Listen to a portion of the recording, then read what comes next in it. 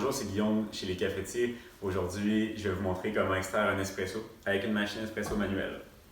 Donc avant même de commencer, deux choses très importantes sur une machine espresso manuelle, c'est en fait de un, que la machine soit toujours propre. Dès que vous finissez de faire un café, moi je recommande de vider le porte-filtre, de passer un coup de guenille, s'assurer qu'il n'y a aucun café qui traîne. Si on laisse du café traîner dans le porte-filtre, à la longue, ça va affecter le goût, ça va sécher là, même si on va nettoyer. C'est une bonne pratique en fait de s'habituer. On jette le café, on passe un petit coup de guenille, on remet le porte-filtre directement dans la machine. Ce qui nous mène au point numéro 2, la température est vraiment importante. Donc, on laisse chauffer la machine avec le porte-filtre dans la machine parce qu'il faut que toutes les pièces de la machine soient stables en température, autant au niveau du groupe d'infusion que du porte-filtre. Donc, c'est pour ça que je recommande en tout temps, on laisse le porte-filtre dans la machine, sauf évidemment quand on nettoie, on le remet tout de suite après. Stabilité de température, donc moi je recommande un bon 15-20 minutes, laisser chauffer la machine un bon 15-20 minutes pour s'assurer qu'elle est à température dans toutes ses composantes. Ensuite de ça, la mouture, évidemment, ça va dépendre du café que vous avez, ça va dépendre du type de torréfaction. Ça fait combien de temps que vous l'avez? Un café, c'est vivant, c'est un aliment, donc ça évolue. Présentement, nous, on l'a réglé pour faire un espresso là, qui va couler à peu près 27 secondes pour un petit peu plus que 2 onces d'espresso. C'est ce qu'on vise, c'est selon nos préférences à nous, là, vraiment entre 25 et 27 secondes pour 2 onces. C'est ce qui est visé autant dans mes goûts personnels à la maison que dans l'événementiel quand on fait des bars à café. On trouve que c'est vraiment bien balancé. Donc, on va moudre le café.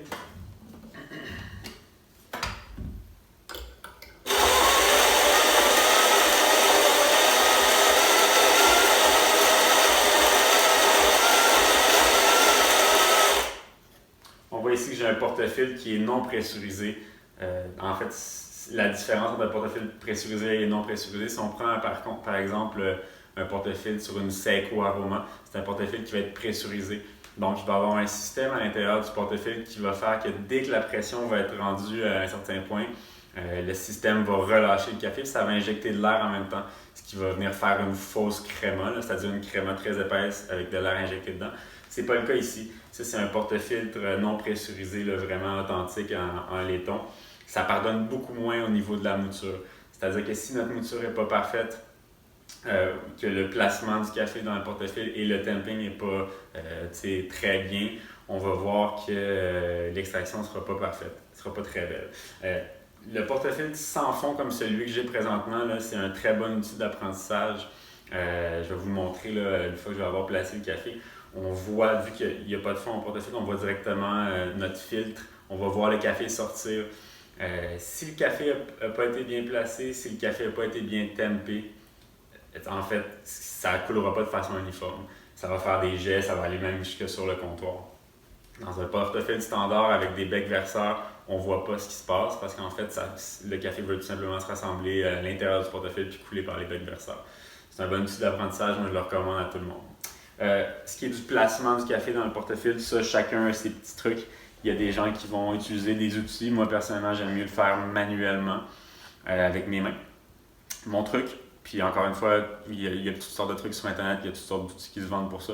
Mon truc à moi, je mets les mains, là, les doigts tendus, je vais venir pousser le surplus, puis on voit que j'ai rempli le porte-filtre là, au-dessus du niveau, vraiment pour faire une petite montagne qui dépasse. Je vais venir pousser le surplus d'un bar jusqu'à ce que je me rende à l'extrémité du porte-filtre et ensuite je vais ramener de l'autre côté. Puis il va toujours avoir un petit surplus, c'est normal. Si on veut vraiment être bien égalisé, on va s'en débarrasser. Hop. Puis ensuite de ça, on est prêt à temper. Pour ce qui est du temping, on va venir déposer notre temper sur notre pressoir sur le porte-filtre. On vient mettre notre bras le plus droit possible. On va apprêter une pression uniforme. Et ensuite, on va tourner pour égaliser la surface une fois que la pression a été mise sur le porte-filtre.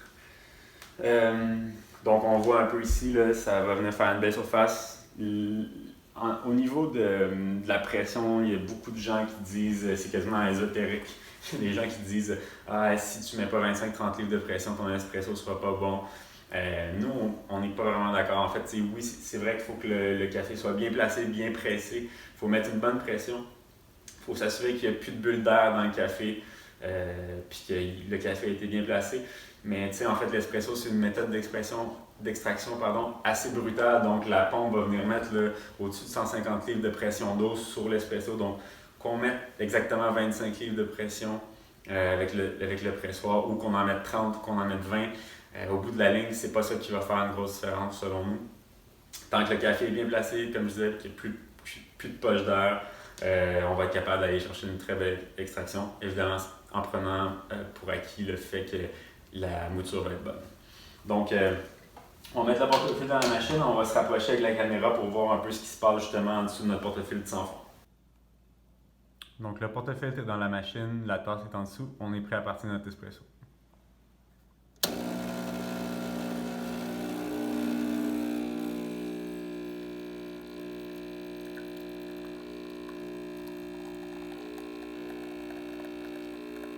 On voit qu'il y a un beau jet uniforme qui vient se rassembler là, au milieu du filtre.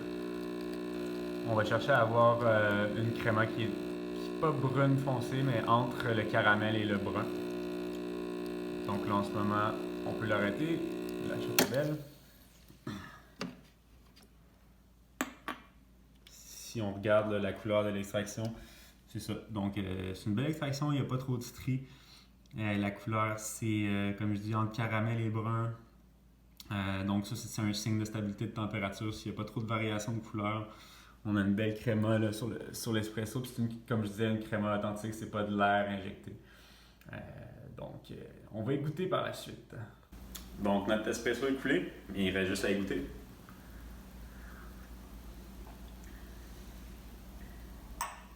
C'est très bien. C'est un espresso qui est bien balancé. Il y a une petite acidité dans le café, mais il n'y a pas d'amertume. Souvent, on va parler d'amertume, on va dire « Ah, ce café-là est amer ». L'amertume vient généralement de l'extraction et non du café. L'acidité, c'est possible dans un café, mais l'amertume, si c'est bien extrait, on ne devrait pas trop en retrouver.